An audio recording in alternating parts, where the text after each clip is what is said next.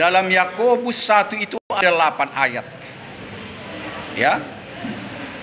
Di dalam ayat yang terakhir, ayat yang ke-8, dikatakan di situ orang yang mendua hatinya tidak akan pernah tenang hidupnya. Tadi sudah dimulai dengan kata jangan mendua hati. Kita aminkan itu, betul. Nah, kalau dari ayat kedua kita baca, ya, kita mulai dari ayat 2 itu dikatakan apa di situ? Saudara-saudara, apabila saudara-saudara didatangkan oleh berbagai-bagai pencobaan, ya, berbahagialah kamu. Karena dengan demikian engkau dalam ujian iman yang datang kepadamu. Dan ujian iman itu melahirkan ketekunan, dan ketekunan itu melahirkan buah-buah yang matang.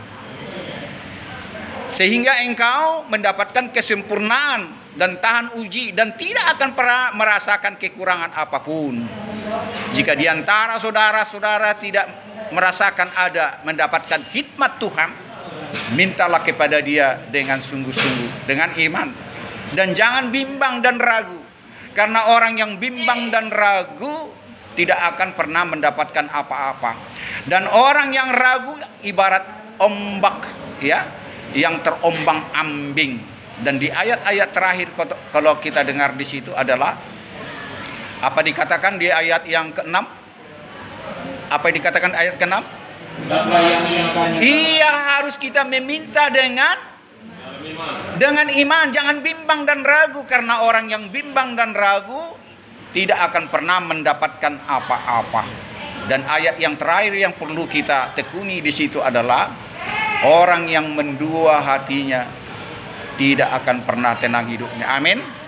Nah, saya mau katakan kepada saudara-saudara, saya berangkat dari situ dan kita aminkan, dan tidak ada yang perlu kita ragukan apa yang disampaikan firman Tuhan tadi.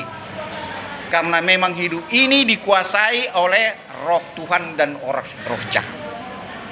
Memang dikuasai oleh roh Tuhan dan roh jahat. Dan roh manusia tidak bisa berbuat apa-apa. Ya, saya katakan sekali lagi, kita ini hanya menuruti mana sekarang? Pimpinan roh Tuhan atau menuruti pimpinan roh jahat? Ya, dan Tuhan sudah mengingatkan itu. Jika engkau menurutiku, maka engkau akan menghasilkan, yaitu tadi buah-buah tadi, ya, buah-buah yang matang. Engkau mengikutiku bahwa engkau akan mendapatkan keselamatan untuk selama-lamanya.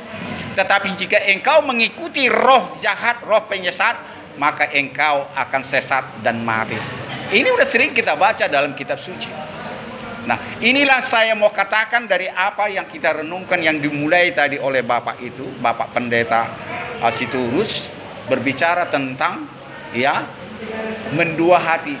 Kemana hatimu kau berikan? Ya. Sedangkan orang bercinta pun sesama manusia, kalau mendua hatinya mencintai seseorang, selalu mendapatkan kecelakaan, selalu mendapatkan kacau balau dan sebagainya.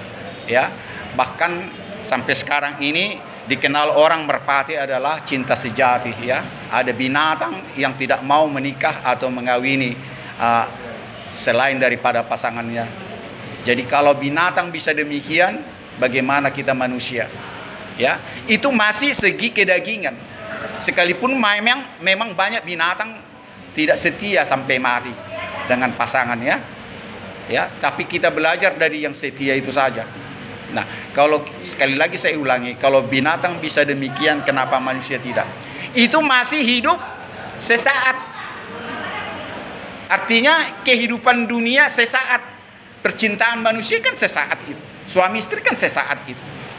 Dan percintaan itu bukan berarti suami istri pasti dua-duanya ke sorga. Cinta mereka adalah cinta duniawi, boleh dikatakan, ya. Tetapi cinta yang sesungguhnya yang berasal daripada Dia itu melebihi daripada cinta seorang suami dan seorang istri. Cinta dari jantan dan betina-betina dengan jantan itu habis. Kita tinggalkan itu di dunia ini. Tetapi kasih kalau diberikan kepada manusia, kasih yang daripadanya melekat kepada kita. Itulah perbuatan-perbuatan yang dikatakan Wahyu 6 ayat 8. Ya, berbahagialah orang yang mati dalam Tuhan, agar mereka boleh beristirahat dalam istirahatnya dan segala perbuatannya menyertai mereka. Perbuatan ini artinya kasih cinta suami istri yang selama ini, yang sempurna itu, yang suci. Itu sementara. Kita nikmati di dunia tapi terikat hanya dengan kasih yang daripada Tuhan. Kalau kasih dari dunia ini ya, kasih yang artinya cinta monyet dan semuanya itu, yaitu kita tinggalkan itu. Karena itu tidak melalui cinta kasih suci, ya kan, artinya kan begitu. Karena kita boleh gonta-ganti mengatakan cinta kepada pasangan yang lain, ya. Itu yang saya maksud, ya. Kita boleh gonta-ganti kepada pasangan cinta juga. Jadi cinta yang mana yang kita melekat pada kita saat mana istirahat nanti, yaitu cinta yang kudus, ya. Cinta yang setia sampai mati, suami dan istri. Nah, kembali kepada yang mendua hatinya. Kalau kita melekat mencintai roh jahat, itu juga melekat nanti pada saat kita istirahat, ya. Bukan melekat di sorga. Di sorga tidak ada lagi yang dibawa susah payah di dunia ini, ya. Dosa tidak akan pernah dibawa ke sorga, ya. Itu ditinggalkan pada saat dia menghakimi manusia itu. Yang saya maksud apa? Segala sesuatu yang baik itu nantinya katanya dibawa dalam peristirahatan, itu yang datangnya dari roh yang baik itu, Roh Kudus. Tetapi apa yang kita perbuat itu nantinya kita bawa ke neraka yang tidak berkenan kepada Dia. Jadi tergantung apa yang kau dapat di dunia ini, kau bawa nanti dalam peristirahatan, ya. Apakah itu untuk membunuhmu, bawalah nanti dalam istirahatmu. Apakah itu untuk menghidupkanmu, bawalah itu dalam istirahatmu. Minggu lalu saya katakan apa dalam mayat-mayat, kerangka-kerangka, atau orang yang beristirahat, atau orang yang mati, ya. Itu ada di dalam Wahyu 6. Saudara cari nggak apa yang saya katakan itu? Yang mengatakan, kapan lagi kami melihat pembalasan, ya, kepada kami yang dilakukan orang-orang jahat? Itu orang-orang yang mati di dalam Tuhan. Nanti ada cari nggak itu dalam Wahyu 6 itu, ya, setelah Wahyu 6 ayat 8 itu. Ya, mereka bertanya kepada, kapan lagi kami melihat? Ya, apa kata Roh? Bersabarlah, tunggu waktunya, ya, tunggu waktunya, tunggu jumlahnya genap. Jadi rupanya Tuhan ini menunggu jumlahnya genap kepada orang-orang mati di dalam Dia. Coba buka sekalian nanti Wahyu 6, ya. Saya kira saudara buka itu kemarin, sengaja saya tidak kasih tahu di mana itu tertulis. Coba buka Wahyu 6, di situ ada kata-kata itu, bahwa orang yang mati itu bertanya, kapan lagi kami melihat pembalasan kepada orang-orang yang membunuh kami? Coba dari ayat 8 sampai ke bawah, silakan. 3, ya. Dan aku melihat sesungguhnya ada seekor kuda hijau kuning, dan orang yang menungganginya. Maafkan saya, 14 ayat 13. Itu masalah kematian seperempat jumlah manusia, ya. 14 dimulai dari ayat 13. 3, ya, yang kencang. Aku mendengar suara dari surga berkata, tuliskan, berbahagialah orang-orang mati yang mati dalam Tuhan sejak sekarang ini. Sungguh kata Roh, supaya mereka boleh beristirahat dari jerih lelah mereka. Ya, lanjut terus ayat ke selanjutnya. Dan aku melihat sesungguhnya ada sesuatu awan putih, di atas awan itu duduk seorang seperti anak manusia dengan sebuah mahkota emas di atas kepalanya dan sebilah sabit tajam di tangannya. Terus? Maka keluarlah seorang malaikat lain dari bait suci, dan dia berseru dengan suara nyaring kepada dia yang duduk di atas awan itu, ayunkanlah sabitmu itu dan tuailah, karena sudah tiba saatnya untuk menuai, sebab tuaian di bumi sudah masak. Terus? Dan ia yang duduk di atas awan itu mengayunkan sabitnya ke atas bumi. Dan mundur saja ke Wahyu 11. 2 saksi Allah itu, 2 saksi Tuhan.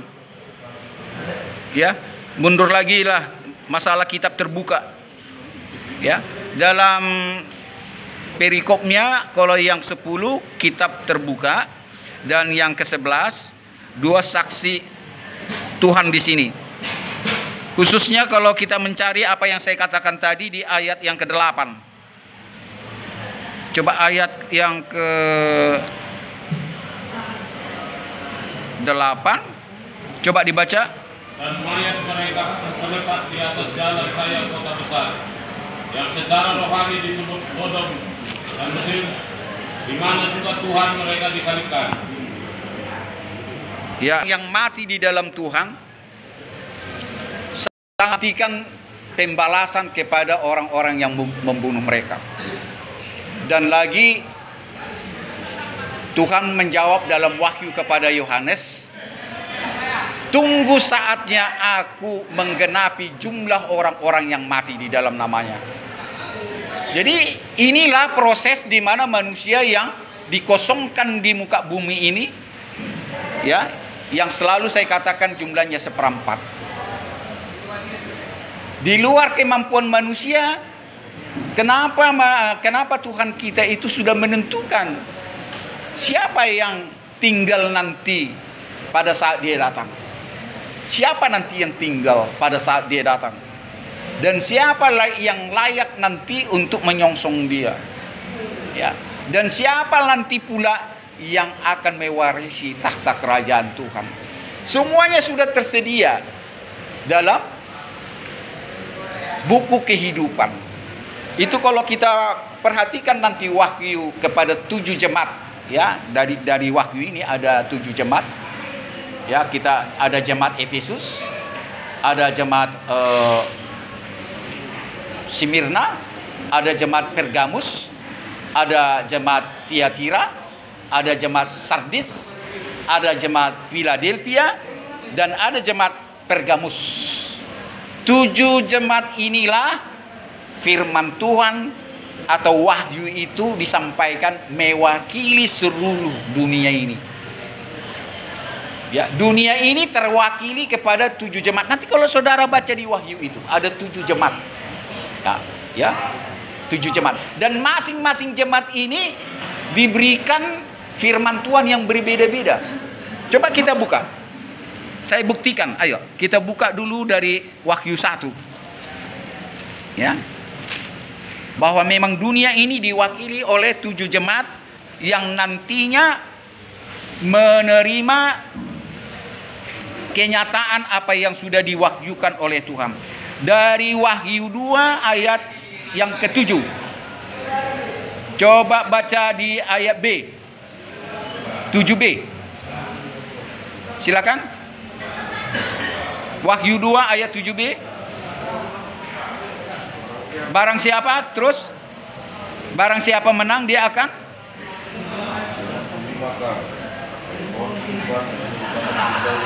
barang siapa menang ia akan kuberi makan dari pohon kehidupan yang ada dalam taman Firdaus Tuhan. Dan coba kita buka di Wahyu 3, Wahyu 2, Wahyu 2 masih, yaitu di ayat yang ke-11. Silakan. Siapa yang bertelinga hendaklah ia mendengarkan apa yang dikatakan Roh kepada jemaat-jemaat. Sebelumnya, jangan takut terhadap apa yang harus engkau derita. Sesungguhnya iblis akan melemparkan beberapa orang dari antaramu ke dalam penjara, supaya kamu dicobai, dan kamu akan beroleh kesusahan selama 10 hari. Hendaklah engkau setia sampai mati, dan aku akan mengaruniakan kepadamu mahkota kehidupan. nah, jadi yang saya maksud di sini apa yang dikatakan kepada jemaat yang ada di Efesus tadi kita sudah baca. Sekarang jemaat yang Smyrna itu yang dikatakan barang siapa menang ia akan tidak menderita apa-apa oleh kematian yang kedua. Itu yang dikatakan di dalam Wahyu 2 ayat 11. Ya. Wahyu 2 ayatnya 11b, ya. Barang siapa menang ia tidak akan menderita apa-apa oleh kematian yang kedua. Dan kepada jemaat yang ketiga kalau kita baca di Tiatira itu kita bisa lihat itu nanti di ayat ke-26, 27. Atau bacalah dari ayat 25. Coba dari ayat kedua, ya. Apa yang ada padamu, peganglah itu sampai aku datang. Dan barang siapa menang dan melakukan pekerjaanku sampai kesudahannya, kepadanya akan kukaruniakan kuasa atas bangsa-bangsa. Nah, Ia akan memerintah mereka dengan tongkat besi. Mereka akan diremukkan seperti tembikar, tukang periuk, sama seperti yang kuterima dari Bapakku. Dan kepadanya akan kukaruniakan bintang timur. Siapa bertelinga hendaklah ia mendengar Ya. apa yang dikatakan Roh kepada jemaat-jemaat. itu selalu dikatakan siapa bertelinga hendaklah ia mendengar. Ini jelas di jemaat Tiatira berbeda dengan jemaat yang sebelumnya, yaitu Efesus, ya, Smyrna, Pergamus, ya kan? Dan jemaat yang Tiatira ini kita lihat bagaimana apa yang dikaruniakan kepada orang-orang yang setia sampai mati. Dan yang kelima, kalau kita lihat coba apa yang dikatakan jemaat di Sardis di ayat kelima dari Wahyu 3. Barang siapa menang, Terus nggak apa-apa. dia akan dikenakan pakaian putih yang demikian. Aku tidak akan menghapus namanya dari kitab kehidupan, melainkan aku akan mengaku namanya di hadapan Bapakku dan di hadapan para malaikatnya. Nah, ini jemaat Sardis kalau kita lihat juga berbeda dengan jemaat-jemaat yang lain.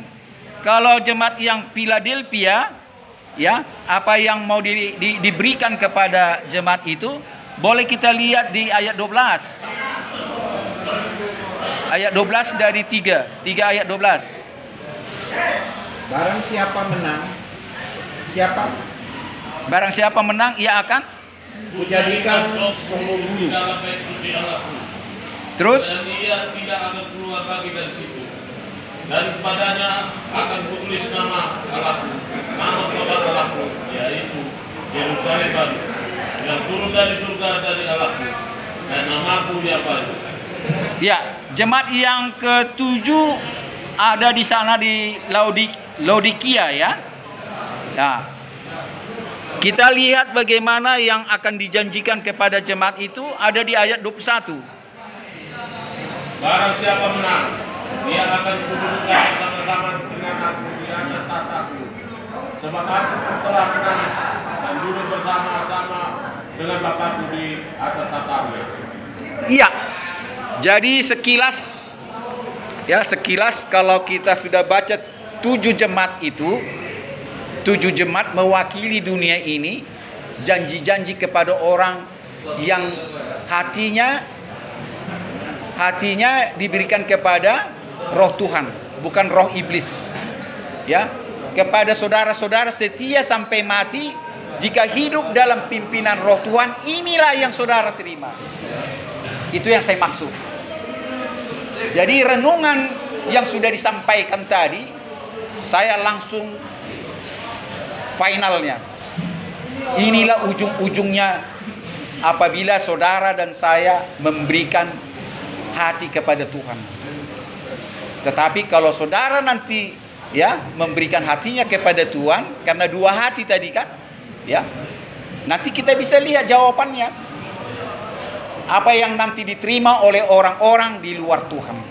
Ya, semua orang tahu, ya, nyala api kehidupan yang selama-lamanya sama dengan orang yang hidup untuk selama-lamanya dalam damai sejahtera, tetapi orang yang hidup selama-lamanya dalam api yang tidak pernah habis-habisnya. Jelas perbedaannya. Ya. Jadi sekali lagi saya katakan, sekalipun 7 jemaat itu, ya, banyak kekurangan satu sama lain. Kita lihat nanti, silakan habis waktu kita nanti. Ya. Jemaat yang satu ada, roh itu mengatakan kekuranganmu ini, kekuranganmu ini, kekuranganmu ini. Ya. Tetapi yang perlu kita ketahui, apa yang dijanjikan oleh Dia kepada orang yang setia sampai mati. Jadi setiap janji itu selalu dikatakan, siapa yang bertelinga hendaklah mendengar. Selalu itu dikatakan. Dan Saudara baca lagi ya, karena waktu kita sangat terbatas. Terus saya masuk dalam apa tadi yang sudah disinggung mengenai fitnah. Ya. Khotbah saya terakhir, ingat nggak bagaimana waktu Yesus ditangkap? Ya, ingat? Ada pasukan yang bagaimana? Kupingnya ditebas oleh murid daripada Yesus Kristus. Pasukan penangkap itu. Ya. Jadi jelas Tuhan itu mau disakiti, dia mau disakiti. Ya. Tetapi jangan kita menyakiti orang yang mau menyakiti dia. Orang yang fitnah dia, jangan kita sakiti dia. Itu khotbah tadi. Tidak perlu. Makanya sebetulnya dia kesal. Bukan aku tidak bisa menjaga diriku. Pada saat ini kalau ku minta kepada Bapakku, dia akan menyuruh malaikat-malaikatnya menjaga aku. Dia bicara sebagai manusia. Ya, sebagai manusia. Jadi baik sebagai manusia, apalagi sebagai Tuhan, tidak perlu kita membela dia. Itu. Kalau saudara perhatikan khotbah saya terakhir itu. Ya, ending daripada khotbah yang pertama yang sudah disampaikan itu. Jangan pernah ya berkati, malah dikatakan apa? Berbahagialah jika engkau difitnah. Itu kalau kita difitnah bukan kepada Yesus. Itu kepada diri. Ya, kalau yang dibaca dalam Matius 5:11 tadi, Matius 5 ayat 11, berbahagialah engkau apabila difitnahkan segala fitnah.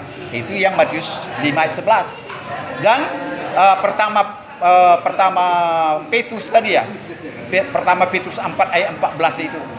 Nah, itu juga kepada kita kalau difitnahkan sama itu. Ya. Kalau difitnahkan kepada kita berbahagia. Tetapi kalau difitnahkan kepada Tuhan kita, ya, apalagi kepada Dia, jangan kita bikin pembalasan. Kepada diri kita sendiri ada kejahatan, jangan balas kejahatan. Kepada Dia pencipta langit dan bumi ada kejahatan oleh oknum siapapun, jangan ada pembalasan. Cukup mengerti khotbah saya ini? Ya, jadi ada dua oknum di sini. Sekali lagi agar kita mengerti. Pertama, jika pembalasan itu datang dari orang jahat kepadamu, jangan balas kejahatan dengan kejahatan. Tetapi balaslah kejahatan dengan kebaikan. Itu selalu dikatakan Rasul Paulus. Nah, nanti apa yang sudah disampaikan kepada khotbah yang pertama tadi, itu kepada pencipta langit dan bumi loh. Atau kepada anak manusia. Ya, sebagai anak manusia atau sebagai Tuhan, tidak perlu kita membela dia. Tidak perlu kita membela dia. Tidak ada kemampuan kita. Ya, kalau disinggung tadi banyak antara sesama kita Kristen sendiri, ya, sesama Kristen yang mengatakan karena Kristen ini berbagai-bagai gereja saling menyerang satu sama lain, mengatakan gerejanya yang benar, gereja yang salah. Ya, jangan kita membalaskan itu, apalagi kepada yang disebut berbagai-bagai agama yang selalu bersiteru, ya, bersitegang. Kita tidak usah berbicara tentang pencipta langit dan bumi. Manusia tidak perlu ikut campur urusan dia. Ya, bagaimana mungkin debu tanah, ya, bunga yang sedang berkembang sore sudah layu, mampu berbicara tentang yang menciptakan bunga itu. Itu yang saya maksud. Ya, baik dari segi antar manusia kita tidak usah ya gontok-gontokanlah berbicarakan tentang dia pencipta langit dan bumi, ya, merasa dia seperti sama seperti dia. Nanti kalau kita diberi mahkota baru kita sama seperti dia. Saudara percaya enggak?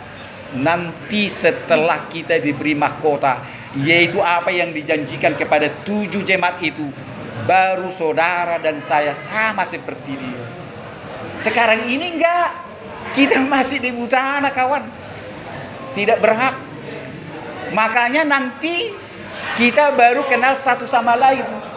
Apa yang dikatakan Rasul Paulus dalam pertama Korintus 13 ayat 12. Coba nanti buka di situ sambil dengar saya. Pertama Korintus 13 ayat 12 dikatakan apa? Kita ini hanya melihat cermin, suatu rupa bayang-bayang ini. Ya, sesungguhnya kita tidak saling mengenal dengan sempurna. Tetapi nanti kita melihat muka dengan muka. Nanti aku mengenalmu dengan sempurna, dan aku juga dikenal dengan sempurna, yaitu di Semayim, yaitu di sorga. Nah, dari ini selalu saya katakan, manusia jangan angku dan sombong. Manusia jangan angku dan sombong, seolah-olah dia wakil Tuhan, ya, Tuhan nomor 2, ya, atau diberikan pangkat di dunia ini sama seperti dia. Tidak bisa. Kalau sama seperti dia, tunggu di Samayim. Ya, saya pun tidak pernah mengatakan wakil Tuhan atau Tuhan nomor 2 atau suruhan dia, tidak. Tetapi pada saat roh dia ada pada saya berbicara, dia itu yang berbicara, bukan saya. Saya nggak ada apa-apanya. Atau hamba-hamba Tuhan yang lain tidak ada apa-apanya. Atau nabi-nabi yang lain pun tidak ada apa-apanya. Ya, atau rasul sekalipun, yang ada apa-apanya roh itu sendiri yang berbicara. Amin. Jadi saya tidak panjang lebar berbicara tentang khotbah. Kalau dikatakan di dunia ini ada 2 hati, hatimu kemana? Ya, ke kanan atau ke kiri. Sama waktu dia memisahkan orang fasik dan orang berdosa.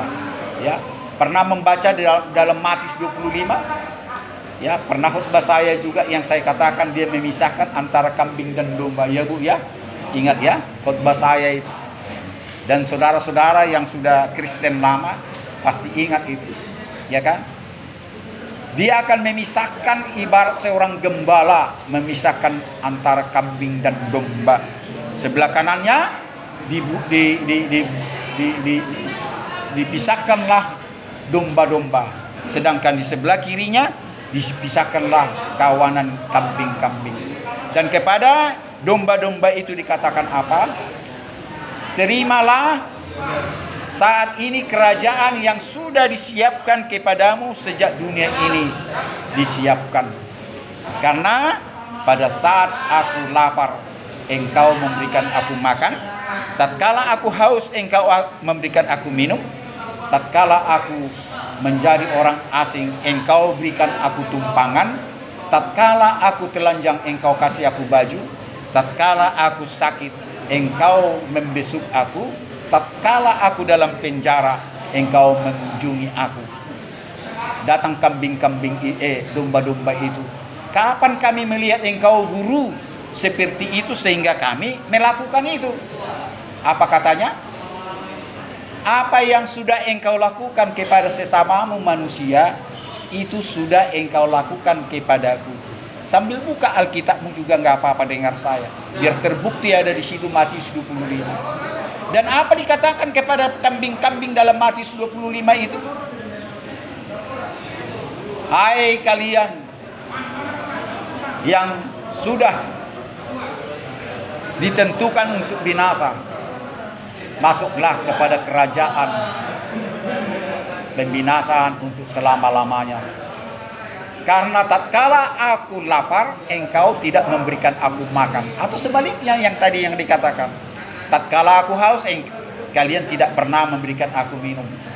Dan tatkala aku menjadi orang asing, kalian tidak pernah mengajak aku bermalam di rumahmu. Ya, tatkala aku telanjang, kalian tidak pernah memberikan aku baju. Dan tatkala aku sakit di rumah sakit, kalian tidak pernah besuk aku. Dan tatkala aku di penjara, kalian tidak pernah mengunjungi aku. Datang orang-orang yang disebut kambing-kambing itu yang sebelah kirinya. Kapan kami melihat engkau guru seperti itu sehingga kami tidak melakukannya? Apa jawabnya? Karena kalian tidak melakukan itu kepada sesamamu manusia, maka kalian pun tidak melakukan itu kepadaku. Itulah dalam Matius 25, ya, Kalau tidak salah dari ayat 31 itu sampai ayat 46. Ini sudah rema ini dalam tubuh saya yang melekat. Berapa ayat itu? 25, 36 sampai 46. Jadi kalau firman itu sudah melekat kepada seseorang, kepada saudara pun bisa. Asal saudara rindu. Jadi tak usah Anda baca lagi Bible ini, Alkitab ini dari A sampai Z bisa. Amin. Amin. Begitu. Jadi tidak diciptakan seseorang untuk bisa melakukan itu. Semuanya itu oleh proses di mana orang rindu, di mana orang rindu akan firman Tuhan. Dia akan memberikan firman itu menjadi rema, melekat kapanpun, dimanapun, ya, dalam suasana apapun, itu sudah melekat dalam jiwa dan batinnya. Inilah sebagai orang gambaran apa yang dikatakan tadi, orang-orang yang di dalam Tuhan. Kalau katakan berpuluh-puluh tadi katanya oleh pendeta tadi, saya katakan itu sama dengan buah-buah roh yang ada di dalam Galatia 5. Ya, di dalam Galatia 5 ayat 22 dan 23 itu, yaitu kasih sukacita, damai sejahtera, kesabaran, kebaikan, kesetiaan, ya, kelemah lembutan dan penguasaan diri. Inilah gambaran orang-orang yang hidup dalam roh Tuhan. Jadi kau usah jauh-jauh mengartikan firman Tuhan itu. Dan semua buah-buah roh itu akan tergambar kepada orang yang hatinya kepada pimpinan roh Tuhan, bukan pimpinan roh jahat. Ya, itu ada di dalam Galatia 5 ayat 22-23. Sedangkan sebaliknya apa? Ayat 19 20 itu, ya, yaitu buah-buah kedagingan itu, ya, mabuk, pesta pora, berzina, iri hati, dengki, pembunuhan. Itu sebaliknya. Inilah yang hidup di belahan hati yang satu lagi. Ya. Jadi dua belahan yang disebut tadi khotbah yang pertama, belahan hati yang sebelah kanan adalah buah-buah roh lah yang nampak dalam diri orang yang hidup dalam pimpinan roh Tuhan. Dan perbuatan daging Galatia 5 ayat 19-20 itulah perbuatan nyata orang yang hidup dalam hati yang sebelah pimpinan roh jahat. Ya. Jadi tidak sulit mengartikan khotbah yang pertama tadi.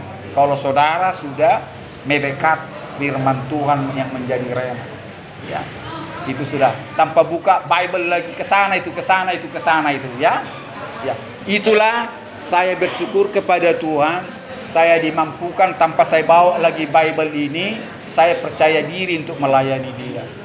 Karena banyak saya heran kenapa hamba-hamba Tuhan tidak percaya diri tanpa Bible ini.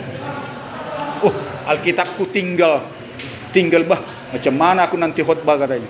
Cobalah. Saya katakan tidak perlu lagi ini, ya saya baca terus. Perlu cangkul itu tetap, perlu ini. Tetapi percayakanlah setiap firman yang saudara dapatkan minta menjadi rema. Itu bolak-balik saya katakan itu. Jadi kalau saudara hanya mendengar kuping kiri saat ini keluar dari kuping kanan, itu tidak akan menjadi rema dia. Ya. Masuk kiri, keluar kanan. Anda baca, sesaat hilang lagi. Saudara tahu nggak kenapa itu? Pertama, saudara tidak betul-betul rindu. Saudara betul-betul tidak rindu. Makanya banyak orang minta santapan harian.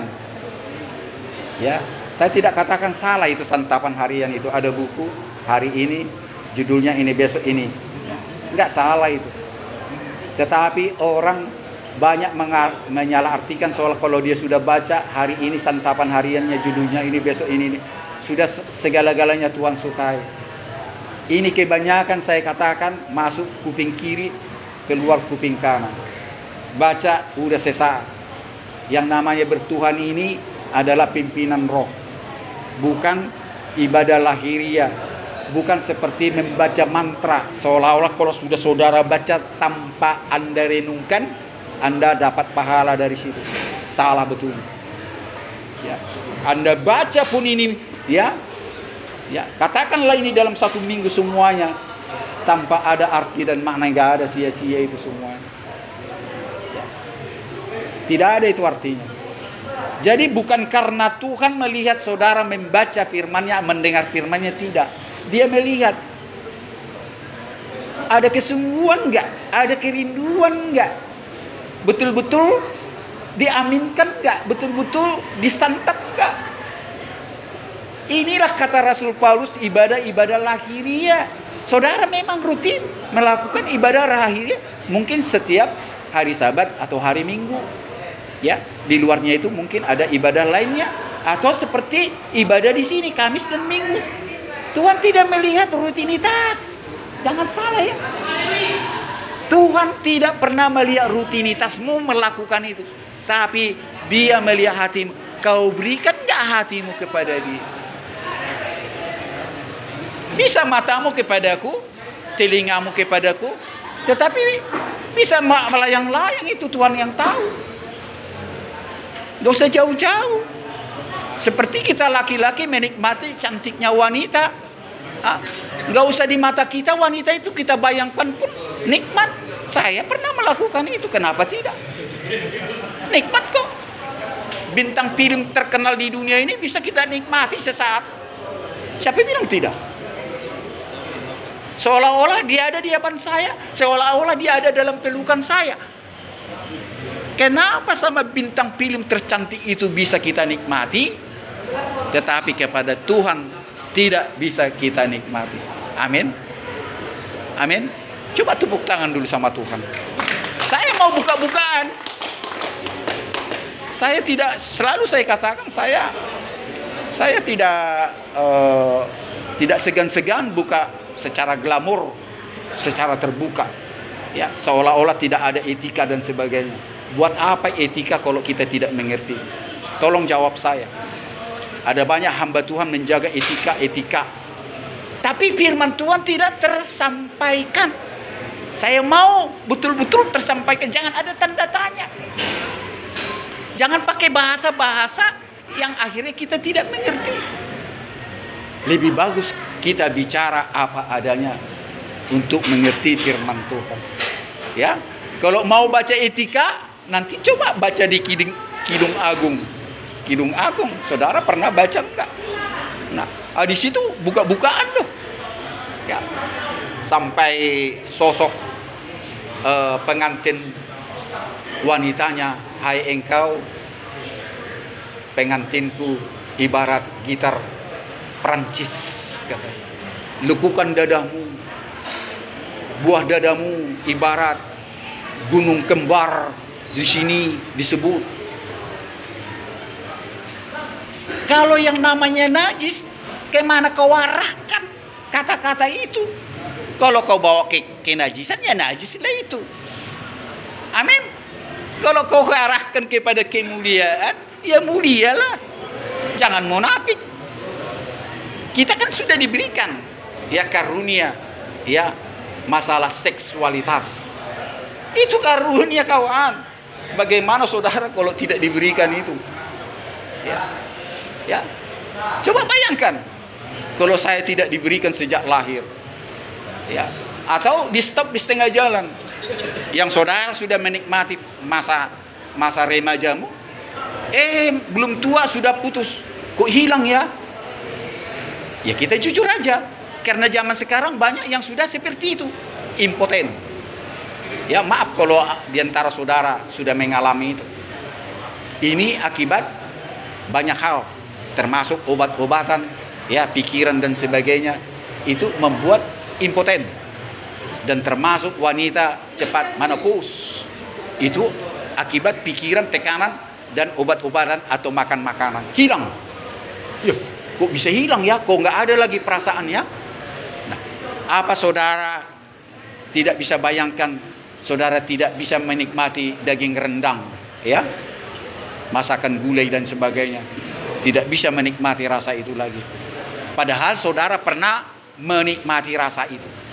Lebih bagus tidak pernah tahu enaknya daging rendang daripada tahu tapi hilang kemudian hari. Sakit kali kan?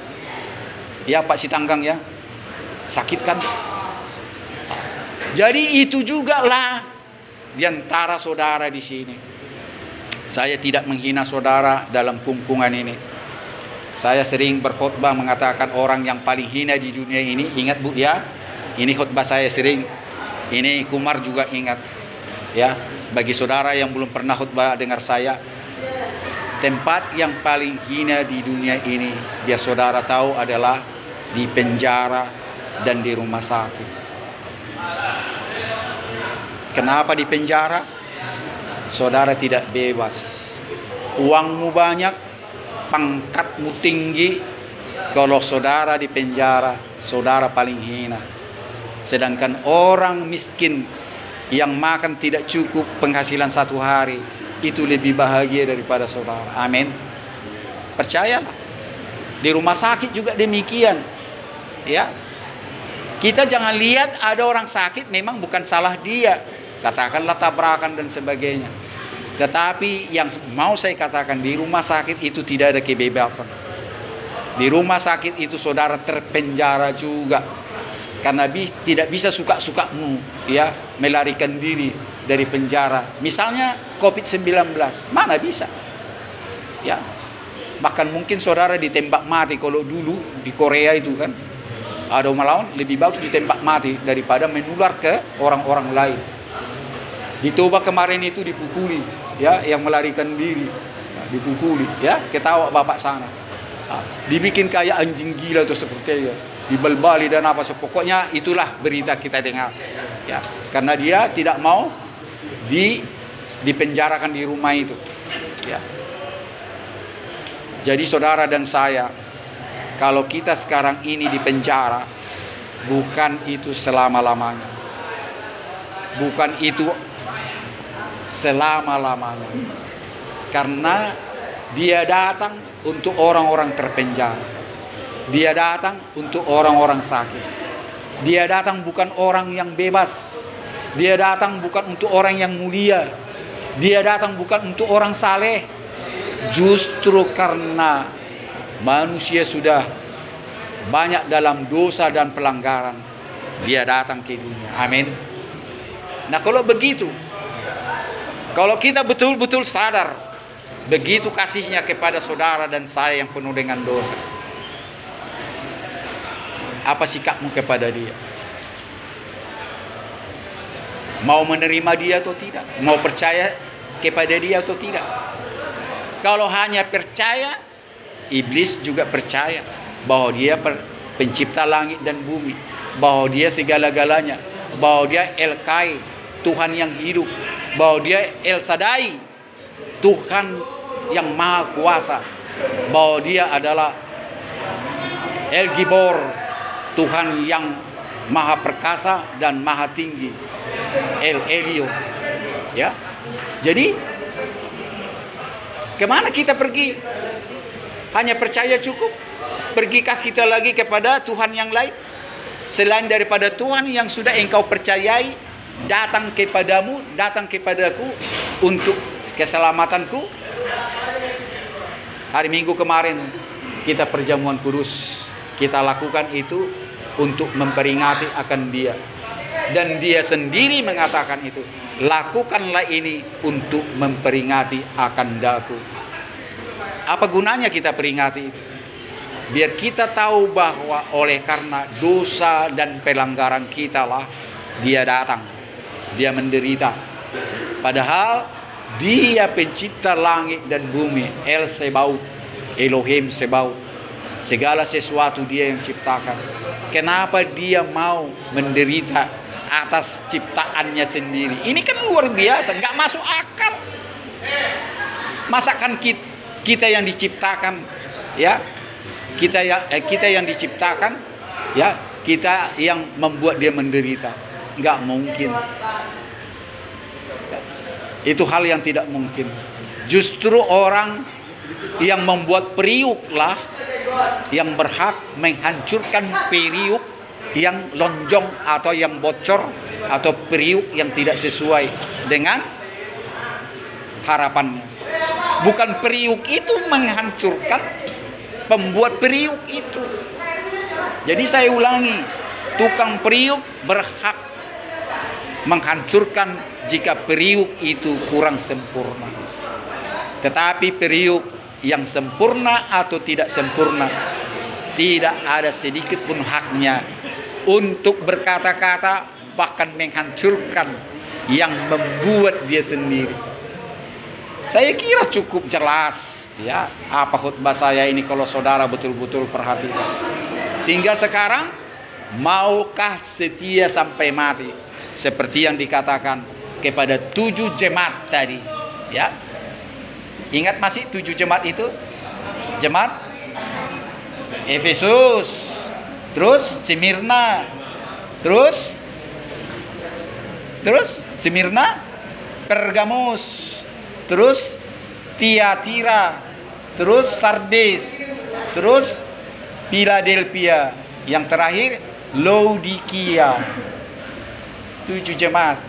Jadi kalau saudara sudah mulai melekat 7 jemaat itu, lekatkan lagi apa yang dijanjikan kepada 7 jemaat itu. Jadi tidak sulit, tolong Tuhan, sehingga setiap saat saya mengingat 7 jemaat yang engkau karuniakan nanti mewakili dunia ini. Itu minta, melekat itu nanti. Ya, sambil makan siang ingat itu. Dan apa yang dijanjikan kepada jemaat Efesus, ingatlah itu. Ya. Dan sampai ke Laodikia, jemaat yang ke-7. Nah, itulah bagaimana saya hari ke hari, dari hari ke hari bertambah dan bertambah firman itu seperti yang saya janjikan. Sampai mati saya nanti harus minimal 1000 ayat harus melekat dalam tubuh saya ini. Minimal harus melebihi 1000. Ya.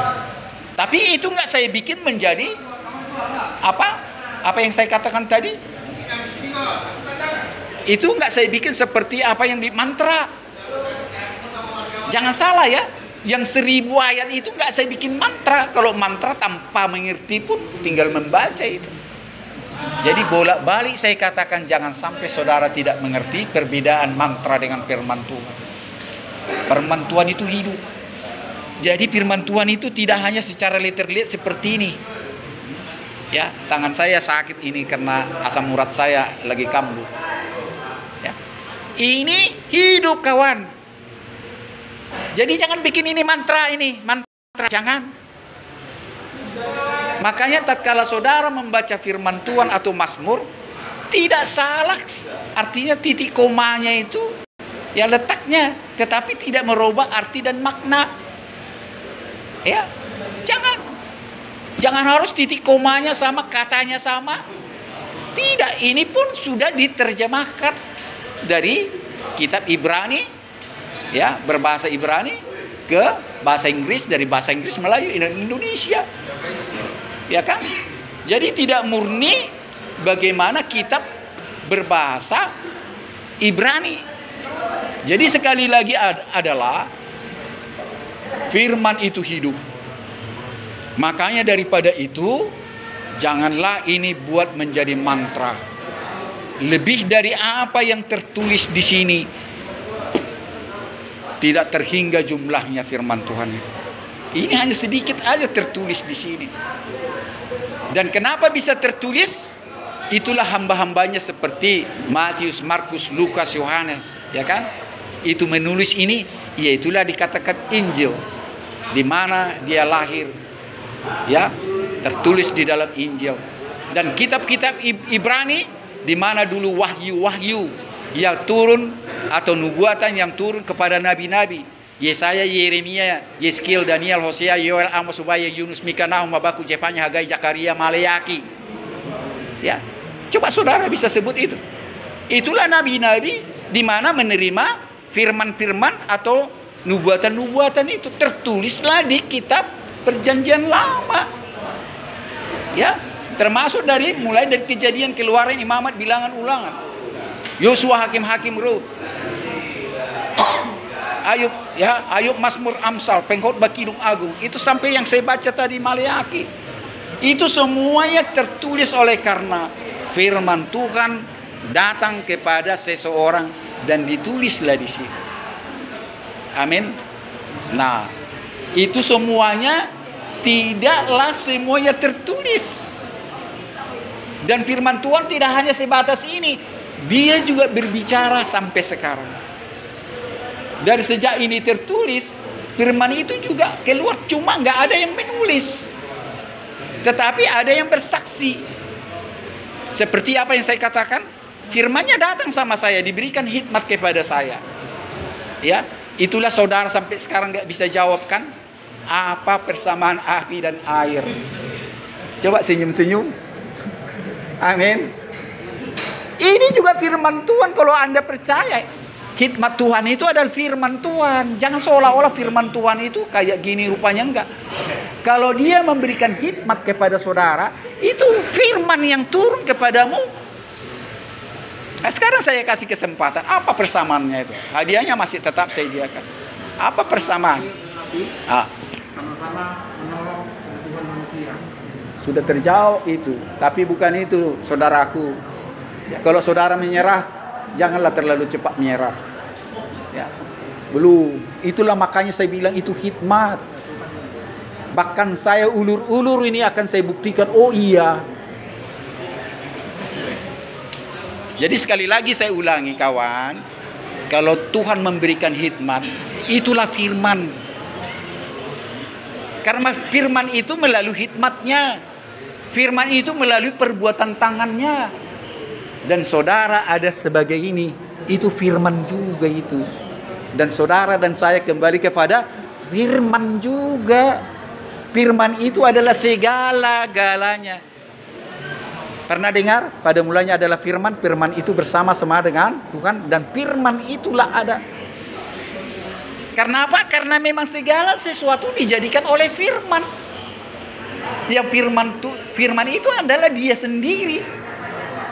Jadi nggak usah jauh-jauh seolah-olah firman itu ada dalam bentuk ini, dia bentuk ini, ya. Sedangkan hikmat Tuhan itu juga firman, karena dia juga berbicara lewat apa? Tiang awan dan tiang api. Keberadaannya ditunjukkan lewat ini. Karena rupa seperti rupa ciptaannya ini, manusia tidak sanggup melihat rupa secara jasmani. Enggak ada. Dia ada di sini. El Samah, Elohim Samah. Dia maha mendengar. Dia ada di Israel sana, ada di Yahudi, ada di Taliban yang menang sekarang ini, Afghanistan, ada di situ. Ya. Dia ada dalam pengungsi-pengungsi di Afghanistan sekarang, ada dia di situ. Jadi di mana-mana dia ada itu. Ya, di hati orang jahat dan hati orang baik semua ada. Di setiap hati orang yang sedang melakukan dosa pun dia ada.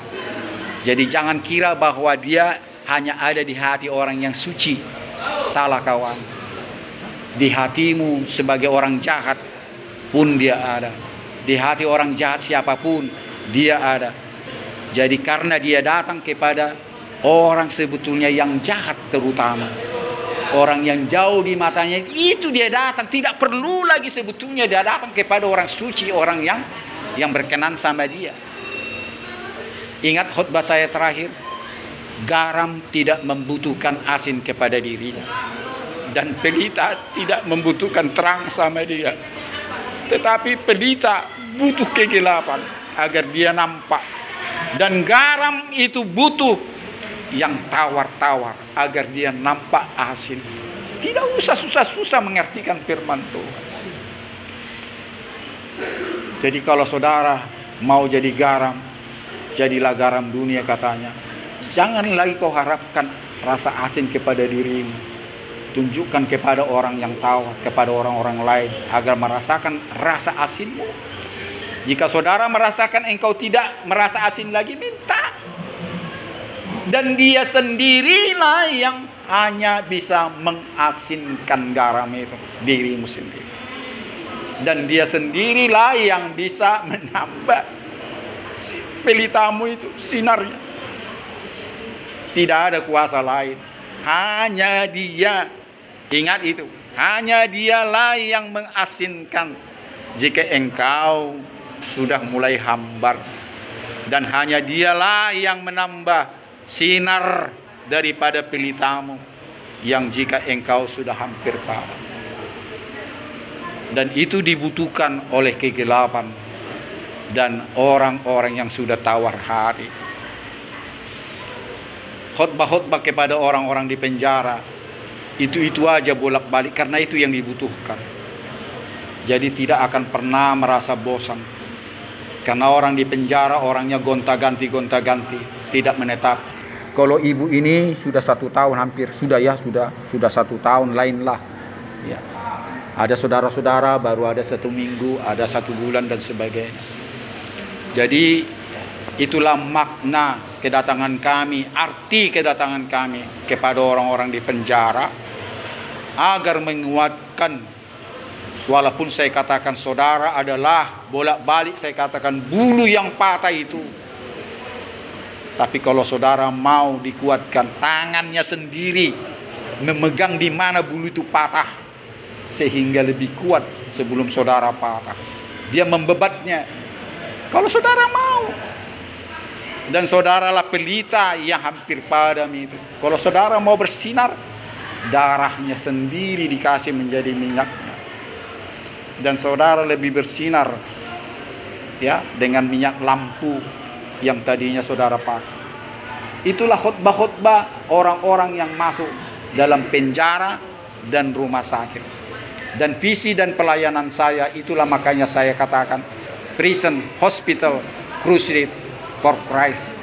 Penjara dan rumah sakit harus menjadi perang salib. Artinya perang salib bukan memerangi manusia, tetapi memerangi kedurjanaan, memerangi dosa, memerangi orang yang tadinya hamba dosa menjadi hamba kebenaran. Ya, itu sudah tertulis di sini. Jadilah hamba kebenaran dan tinggalkanlah menjadi hamba dosa. Ya, saya tutup dengan pernyataan saya. Teka-teki saya masih lanjut ya, biar semakin hangat, semakin hangat. Dan saya buktikan bahwa memang hikmat Tuhan tidak bisa dengan otak kita sendiri. Teka-teki siapa pernah ingat Simpson? Simpson? Ada kan teka-tekinya? Ya kan? Kalau nggak dikasih tahu sama Delila, orang tidak bisa menjawab teka-tekinya. Ada di sini. Ya. Simpson, orang kuat itu, ada bikin teka-teki. Hikmat Salomo, waktu 2 orang ibu-ibu merebut bayi, ya kan? Gampang sekali membuktikan siapa ibu yang berbohong kan? Hanya katakan begini saja. Ya. Kalau begitu ibu-ibu, karena ibu-ibu saling mengaku, anaknya yang hidup ini di tanganku, saya akan belahlah bayi ini. Marah belati itu, mana pedang? Saya kukasih sebelah sama yang satu, sebelah dengan yang lain. Ada ibu yang mengatakan, adil dan perkasa engkau. Sungguh adil dan perkasa engkau. Sedangkan yang satu, janganlah, jangan belah dua dia. Kasihlah sama dia biar dia hidup. Setelah keluar dari lidah Sulaiman, Salomo, baru nampak hikmat Tuhan kan? Dan jika saudara pun hakimnya menghadiri seperti itu, pasti orang tahu siapa pemilik bayi. Tetapi untuk keluar dengan kata-kata itu tidak sembarangan.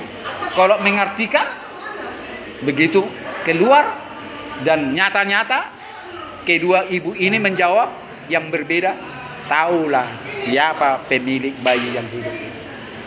Amin. Kita berdiri.